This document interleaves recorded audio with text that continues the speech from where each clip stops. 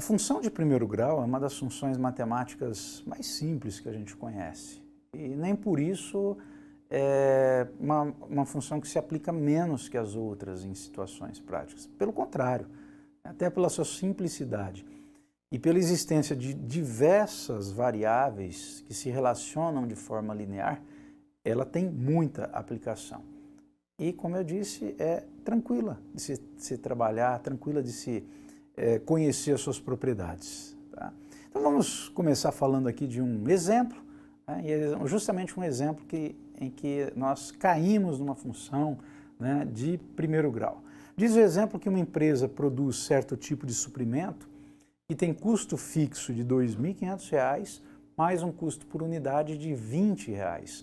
Qual é o custo total Y para a produção de X desses componentes, né, desses suprimentos? Tá? Olha a ideia, um custo fixo é um custo que você vai ter independentemente da quantidade que você produz, que não é proporcional à quantidade produzida. É a parte, por exemplo, que cabe quando é rateada ali entre os produtos da empresa, que vai caber ao produto com relação a aluguel, né, com relação a salários de funcionários. Quer dizer, mesmo que num dado período, por um dado período, aquele suprimento deixe de ser produzido, esse custo fixo vai existir. Agora, existe uma parte do custo, que aí no caso é de R$ 20, que é proporcional à produção, à quantidade produzida. Né? R$ 20 cada unidade desse suprimento que é produzida. Se produzir um, R$ 20, se produzir dois, R$ 40, se produzir três, né, 60 e assim por diante, fora o custo fixo. Então, como que eu posso determinar exatamente uma expressão que me dê a quantidade Y a partir de X? É isso que está sendo pedido aí, né? Vamos lá.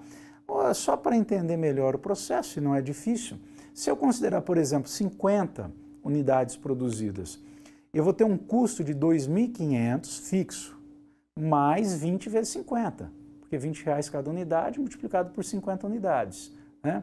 20 vezes 50 dá 1.000, com 2.500, 3.500.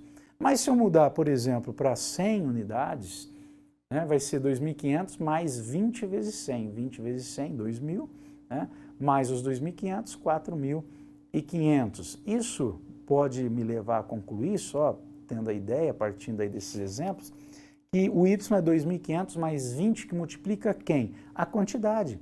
Foi isso que eu fiz nos dois exemplos numéricos. Multipliquei pela quantidade o 20, para depois somar com 2.500. Tá? Isso, inclusive, pode se transformar num gráfico. Esses dois pontos que nós calculamos, e mais alguns que você queira calcular, nos levam exatamente a esse gráfico. Tá ok? Então, isso é um exemplo de aplicação de uma função do primeiro grau. Agora, o que é função do primeiro grau? Sua definição teórica, né? Qualquer função dos reais nos reais, né? Que o contradomínio o domínio é o conjunto dos reais, e o contradomínio também, você vai ver que é a imagem também, que é dada pela expressão, o que é definido, o que você consiga colocar na forma f de x igual a x mais b. O a e b são coeficientes dessa função, coeficientes reais, eles podem assumir quaisquer valores reais. O a que não pode ser igual a zero, porque se o a é zero, zero vezes x, zero, você zera o termo que tem o x, passa a ser uma função constante. Ok? O a é chamado de coeficiente angular e o b de intercepto ou coeficiente linear. Vamos a dois exemplos de gráficos, dois exemplos de funções matemáticas em que nós temos os gráficos. O coeficiente angular, inclusive, se ele é positivo, a função é crescente. Se ele é negativo, a função é decrescente. Você vai ver nesses dois exemplos. Está aí o primeiro, y é igual a 2x mais 1. O a é 2, o b é 1. Inclusive, você vai ver aí pela tabelinha o que significa esse a ser igual a 2, o que isso reflete na função. A gente já viu, ela vai ser crescente, porque 2 é positivo. Além disso, né? Então, o que eu fiz aí? Eu vou lançar alguns valores para x escolhidos por mim, né? Valores arbitrários, que são menos 2, menos 1, 0, 1 e 2. Valores inteiros para facilitar o cálculo e a localização dos pontos, né? E valores próximos de zero também, para não ter que fazer um gráfico muito grande, me preocupar com determinação de escala. Tá? Então, por exemplo, se o x é menos 2, você coloca menos 2 na função 2x mais 1, 2 vezes menos 2 dá menos 4, mais 1 dá menos 3. Tá? Esse ponto não cabe ali no espaço que a gente deixou para o gráfico. Agora, o ponto menos 1, menos 1. Se o x for menos 1, 2 vezes menos 1 dá menos 2. Com mais 1 dá menos 1. Esse ponto está aqui. Ó. Você desce uma linha pelo x igual a menos 1, uma linha vertical, passa uma linha horizontal pelo y igual a menos 1, o encontro dessas linhas exatamente define o ponto menos 1,1. Aí tem o zero. Olha, se o x é 0, o y é 1. Esse ponto ele é chamado de intercepto, né? Na verdade, quando o x é 0, o valor do y vai ser o b, exatamente o b, por isso que ele é chamado de intercepto. Então, só de olhar essa função, eu já sabia que ela ia cortar o y no ponto 1 ali, ó. 0 para o x, 1 para o y. Não precisaria nem ter calculado o ponto. Se o x for 1, bom, se o x for 1, 2 vezes 1, 2, mais 1, 3, ponto 1,3. Ali, 1,3 e finalmente o ponto 2,5, calculado da mesma maneira. Eu não precisava ter calculado 5 pontos. Localizei 4 no gráfico, né? O outro não coube aí, mas não precisava desses 4 ou 5 pontos. Bastariam 2. Mas eu coloquei pelo seguinte, analise o seguinte, na tabelinha, o x ele passa de menos 1, de menos 2 para menos 1, de menos 1 para 0, de 0 para 1, de 1 para 2. Eu propositalmente aumentei o valor do x de 1 em 1 unidade. O que acontece de forma simultânea com o y? Ele aumentou de menos 3 para menos 1, aumentou 2 unidades. De menos 1 para 1, 2 unidades. De 1 para 3, 2 e de 3 para 5, 2. Eu já sabia que ia aumentar de 2 em 2. Ah, porque você já tinha feito antes? Não, porque a função é y igual a 2x mais 1. Esse 2, coeficiente angular, ele justamente me diz o quanto que o y vai variar. Aqui a gente pode falar crescer, porque está aumentando, 2 é positivo, né? Para cada vez que o x aumenta uma unidade. É o crescimento do y para cada unidade de x. Tá?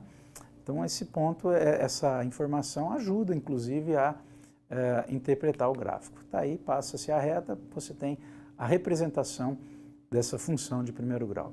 E perceba aqui, vamos para mais um exemplo, quando você tem y igual a menos 2x mais 1, você fala, é quase a mesma função, tá? A representação dela é completamente diferente.